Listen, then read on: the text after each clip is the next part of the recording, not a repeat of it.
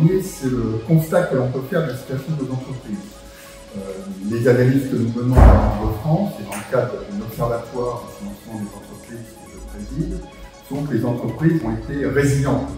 Si on regarde les bilans 2023, c'est-à-dire retrouver également les analyses des experts comptables, on a des entreprises qui, globalement, sont en meilleure situation qu'avant la crise Covid, même si on voit bien évidemment des ratios qui se réduisent, que ce soit l'évolution du chiffre d'affaires, l'endettement, la trésorerie. Mais globalement, une bonne situation et un accès au financement qui reste tout à fait assuré. D'ailleurs, on a peu de saisines de la médiation d'une bonne crédit. Le deuxième point qui contrebalance ce constat favorable, c'est qu'on a un certain nombre d'indicateurs qui montrent des tensions et des incertitudes. D'abord les prévisions macroéconomiques, on prévoit une croissance très faible, du fait que 2023. On prévoit un investissement qui va se ralentir. Et bon, il y a un élément favorable qui est la baisse de l'inflation. Mais une croissance qui ralentit.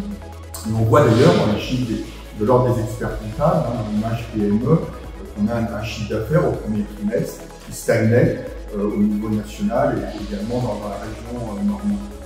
Le deuxième élément d'incertitude, c'est l'augmentation des défaillances. Alors, il y a un effet rattrapage, bien évidemment, qui joue, mais il y a une augmentation des défaillances d'entreprises avec des impacts plus élevés.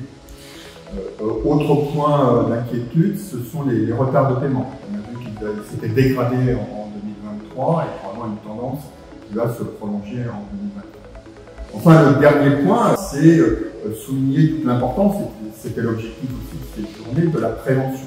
Et donc, on a publié avec le médiateur des entreprises ce qu'on appelle une boîte à outils, qui insiste sur trois aspects, qui sont l'anticipation, l'accompagnement et la prévention.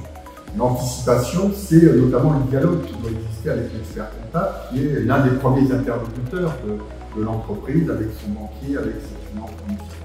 Après, il y a tous les dispositifs d'accompagnement. Il y avait un certain nombre de représentants dans cette journée aujourd'hui. Et puis la prévention avec le fait qu'il ne faut pas hésiter à saisir le tribunal de commerce. Et je crois que le maître mot finalement, c'est éviter le déni dans lequel se trouvent beaucoup de chefs d'entreprise et qui malheureusement viennent saisir trop tard les dispositifs. C'est pour ça que la mobilisation et cette journée y a contribué de l'ensemble des acteurs est indispensable.